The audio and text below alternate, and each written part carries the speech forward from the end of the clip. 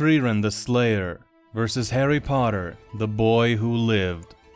For the past couple months I've been on a bit of a Harry Potter high, and I just finished watching Frieren and enjoyed my time with it very much. I was in the mood to talk about both of these franchises, and then it clicked for me that both of these universes share one key element: magic. And that was enough for me to go down a major rabbit hole about which of these two mages would win in a deathmatch. Neither of these series gets power scaled a lot, so I think this will be really fun. For this video, I shall be equalizing the speed of our combatants for a couple reasons. Firstly, it saves me a massive headache of trying to determine their speed, and secondly, it allows us to look strictly at their movesets and arsenals of spells to determine the superior mage. I think it makes the battle a lot more interesting personally if we just ignore the speed factor and look strictly at how powerful and skilled Harry and Frieren are. So for this fight, we are assuming that both of them can generally react to each other's spells and fight move for move. We'll be using Harry Potter from the movies and Frieren from the anime. This is an anime-only zone, no manga spoilers. Please, comments? And one last note before we begin, I assume the gut reaction in the minds of most of us is that Harry doesn't really stand much of a chance. I mean, this is what high-tier battles look like in Harry Potter, and this is what they look like in Frieren.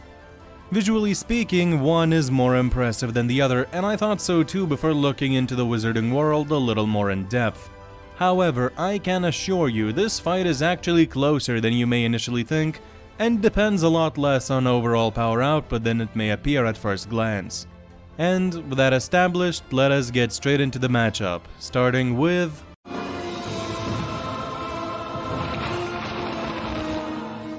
Harry Potter, since he is kind of the underdog here and I need to prove that he actually does stand a good chance. As explained in the intro, Harry Potter may not initially seem like a very strong verse. Sure, they send people flying all the time, they lift various objects with spells, maybe occasionally chip a wall or break a pillar, and that's about it, right? Well, not exactly. Starting small, in the Deathly Hallows during the battle between Harry and Voldemort, one of the deflected spells collapses a ceiling. That's a bit better, it gets to around wall or maybe small building level, nothing too crazy yet. Ginny, during the Order of the Phoenix movies, uses a spell called Reducto to completely pulverize a training dummy, and later pulverizes a Death Eater, which also gets her all the way up to small building level. He Who Must Not Be Named later in the same movie causes this shockwave, which has also been calculated to building level. And in the Battle for Hogwarts, one of the best scenes I have ever seen in any movie period, various Death Eaters can be seen causing explosions throughout the school that bust holes into walls and topple parts of buildings. And they also bombard buildings at some other points in the series and even cause a bridge to collapse by flying past it. Okay, that last one aside, none of this is all that impressive yet, but now we get to the good stuff. The first scene that came to my mind before starting research for this video was Dumbledore's Inferno at the end of The Half-Blood Prince. It is a spectacular display of power and definitely one of my favorite scenes in the movies. As far as its energy output goes, it's been calculated roughly to large building level, which may not sound super impressive, but large building level accounts for things like skyscrapers and giant malls. So if you can imagine Dumbledore blasting a skyscraper to bits, this energy starts to sound quite a bit more impressive. But that's not all, as now we reach the really impressive stuff for Harry Potter. Firstly, Voldemort blasts a large hole into the side of Azkaban, which has been estimated to require multi-city block levels of energy because of how violently he destroyed this chunk of the prison. And lastly, the two most impressive showings in the entire series are some of the most subtle, actually. First, in Order of the Phoenix, two Dementors arrive to attack Harry and suddenly cause a thunderstorm just by existing. I know this might sound a bit weird to use as a feat, but just think about how All Might once punched so hard he caused a storm, or how Saitama punched away a storm once. You have to exert a lot of power to move the clouds this fast. And the Dementors are doing something similar here, just less violently and over a slightly longer period of time. They're definitely not as impressive as the aforementioned All Might and Saitama showings, but the principle behind their storm creation is similar. They need to move tons upon tons of clouds in a very short time frame, and this has been calculated to require around small city levels of energy. And last of all, The single greatest feat in Harry Potter that I could find happens at the very end of Deathly Hallows Part 1. And it is this.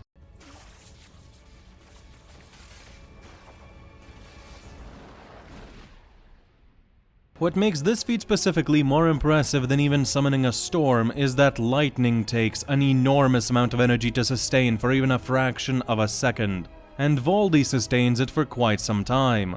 That, paired with how unnaturally wide this bolt of lightning is, gets this feat all the way up to city level in attack potency. Not saying Voldemort could blow up New York in a single shot, just that he has attacks that hit hard enough to damage characters who could survive explosions large enough to blow up New York. Attack potency versus destructive capacity, that kind of thing. Think of it as Goku punching with enough force to wound Frieza, who can casually blow up planets without actually blowing up the planet. It's kind of like that. Now, how does Harry compare to all of these great feats? Well, he's definitely weaker than Voldy, and he uses the Dementor's natural kryptonite to defeat them, so on a physical level he may not scale exactly to these energy values. However, he is not entirely incomparable, and he can throw hands with Voldy even if he is usually on the back foot. Besides, Harry was a teenager in these movies. For this video we will be taking into account adult Harry, who has an additional 2 decades of training and experience. So to an extent, I think it is fair to grant Harry small city level attack potency with his spells.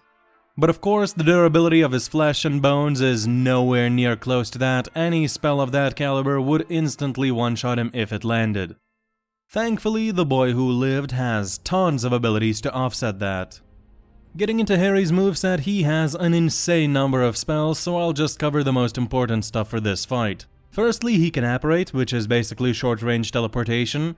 It apparently has no cooldown or setup, it is basically kind of instant, and this ability will be invaluable here to dodge attacks. Harry also possesses a myriad of defensive spells which can block offensive magic that should be at least somewhat comparable to those crazy feats we listed earlier, meaning that even if his durability isn't that great, if Harry manages to react and block a spell, he can block the spell.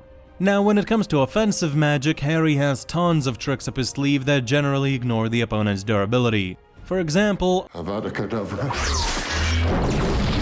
which is something that he can actually use if it comes down to it. She deserves it. You know the spell, Harry. Of course, he's not using it in character, but if he ever becomes bloodlusted, he can whip it out, and for this fight, we will indeed take both characters as wanting to kill each other. Harry also possesses his signature Expelliarmus, a spell that disarms an opponent's weapons, which could be particularly useful if he can knock Frieren's staff out of her hands. Accio also works for this purpose as it summons things to the caster's hand. If he just shouts Accio's staff, he should be able to rip Frieren's staff out of her hands. Some more insane spells Four Eyes can use include Sectum Sempra, which brutally slashes opponents apart from the inside, causing brutal gashes and intense bleeding. Harry also knows the Imperious Curse, which can control minds, and we know he's not above using it since he actually did utilize it when he had to in character. Though it is implied that Harry needs to get close to use this one. He also blatantly uses Crucio, another one of the forbidden spells, which is basically a remote and clean way to torture somebody and cause immense agony, making it hard, if not downright impossible for the victim to fight or do much of anything. And this one can be used over a distance. Is that still not enough for you? How about magic that instantly turns the target, humans included, into a weasel? Transfiguration is taught in like 3rd year. Harry knows this stuff well enough to use it, and if he lands this, he could just turn Frieren into a rat. Stupefy is a basic stunning spell as well, and Harry has seen Hermione perform memory erasing magic too, so he may be able to replicate it, though he would need to get close to do it. Most of these spells ignore durability on some level, so the raw power output of Harry was really only necessary to establish how strong his defensive magic is, as his arsenal mostly consists of spells that will mess you up no matter your durability. If all of this wasn't enough, Harry has several magical items that I will be giving him access to. Firstly, his trusty Firebolt, which grants him flight and pretty good mobility in the air. And secondly, the Cloak of Invisibility, which grants him invisibility. Overall, Harry is an insanely versatile fighter with many spells that could grant him an instant win. His best strategy as the battle starts would be to instantly apparate out of Frieren's sight, put the cloak on, and start blasting one-shot spells in Frieren's direction. He can take to the sky if he has to, and overall, Harry Potter turned out to be a much more formidable combatant than I had initially imagined. But will this be enough? Can he combat the mage who has lived and honed her skills for over 1,000 years?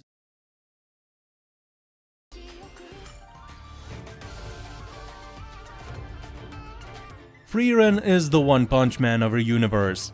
Seriously, anyone who comes up against her is just sort of bound to lose. Ara, crush your skull, thank you. She styles on highly experienced Imperial mages, she bullies ancient demons, and even killed the aura Sung Jin-woo sold his writing to farm. So Frieren should comfortably scale above pretty much every feat in the verse, which wouldn't be a problem if anybody scaled the verse. Seriously, after searching for like an hour, I could barely find anybody who actually calculated anything in Frieren, and for good reason, as Frieren is not really the type of story that attracts edgy power scalers like me usually. In the end, what I had to do is make my own calculations, so I picked out some scenes from memory that seemed the most impressive to me, and then spent an ungodly amount of time calculating them. Fair warning, these might be a bit scuffed, but the overall result should be similar to what I got. So starting with attack potency, I have several showings to show you. Firstly, Stark battles this massive dragon, and at the end of the fight he slams this spore animal into the ground at high speeds, killing it. After a painful session of measuring this dragon's total volume and then trying to find the body density of the closest equivalent to a dragon we have IRL, I picked a crocodile. I got its mass, and then I needed the speed with which it was slammed into the ground, and plugging everything into the appropriate formula, I got this feat to high large building level, a few times higher than Dumbledore's Inferno. Next up is the explosion Fern causes, which blows this crater into the terrain. This is one of the easier ones to figure out, and the results came out to around building level on a really low end, and around city block level on a high end. What's especially important about this is that a relatively middle-of-the-road level mage managed to block this well enough to survive. She was knocked unconscious, but she didn't take any serious damage, meaning that her defenses at least somewhat scale to the city block level attack. It is also implied that Fern held back in order to not kill her, meaning that she most likely could output much more force if she wanted to. But all of this pales in comparison to Lavina freezing an entire lake, which I got to roughly large town level.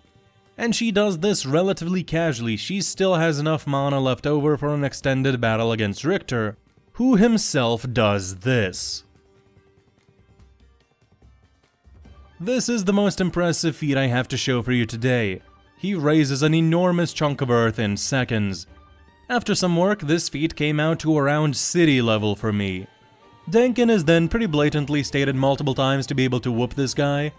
And let's just say Denkin gets the Boros vs Saitama treatment against Frieren, placing casual Frieren at least 2 tiers above this city level feat. And then there's the black hole, but in my eyes that can be taken as an outlier. Whatever the case may be, Frieren is clearly a lot stronger than Harry, even with the impressive feats Harry Potter has. When it comes to spells, Frieren doesn't have quite as many combat spell showings as Harry, but that does not rule her out by any means. A major theme in the series is that Frieren and Fern both cast basic spells and consistently overwhelm mages that cast a lot more complicated spells, so by no means is simplicity a bad thing here.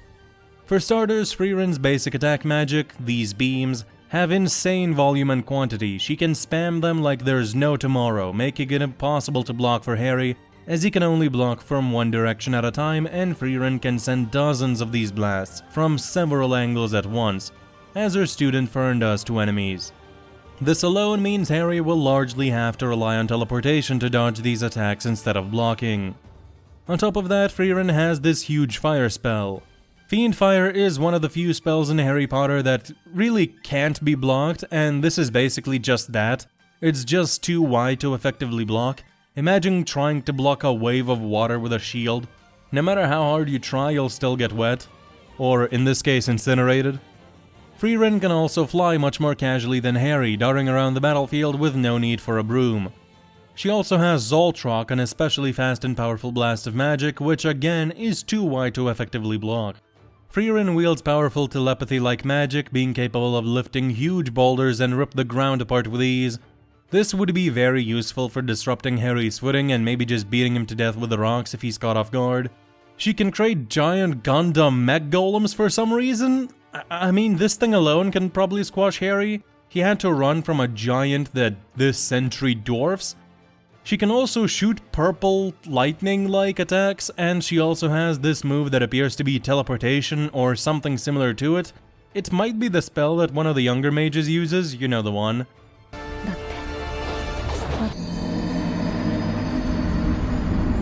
This sort of cancels out Harry's apparition advantage. And as if all of that weren't enough, Frieren possesses immensely powerful defensive magic that can be molded into various shapes, including a full sphere around her, so even teleportation attacks from Harry would have a very difficult time landing. Harry does possess the invisibility cloak, but he would still have to take his wand out from underneath it if he wants to attack, allowing Frieren to see the attack coming. Although her view would be obstructed by the cloak, obviously it is much harder to just see a wand floating there than a full person. So it's not like the cloak is useless. However, the cloak is never covering the broom if Harry wants to take to the skies. Then on top of all of this, Frieren is practically immune to mental attacks such as hypnosis magic, which is basically what the Imperious Curse is, so that option is off the table for Harry too.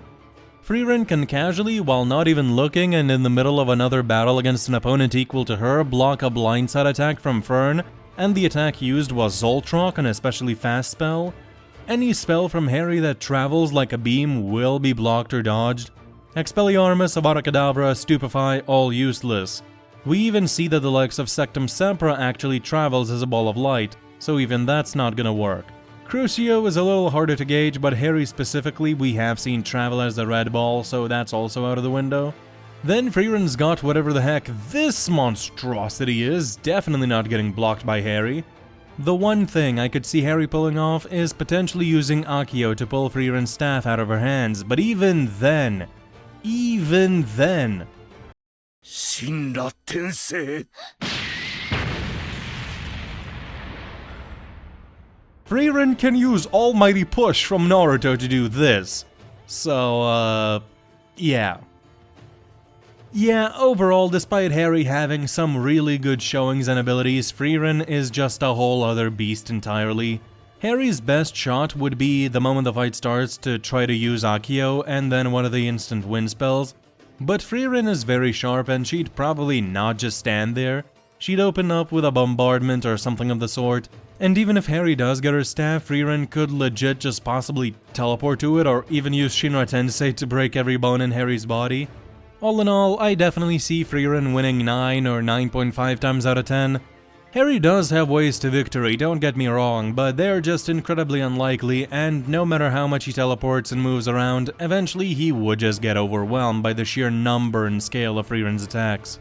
But how about a 2-on-1? Frieren versus Voldemort and Dumbledore. Would Frieren still body them like Raditz did Goku and Piccolo? Or would the wizard duo jump her Jump Jutsu Kaisen style? I'm actually really curious to hear your thoughts on that. Could Frieren solo the entire Harry Potterverse? I think that's actually interesting, since having to worry about attacks from that many unknown different enemies at once would be tough even for her. So yeah, let me know your thoughts on that down below.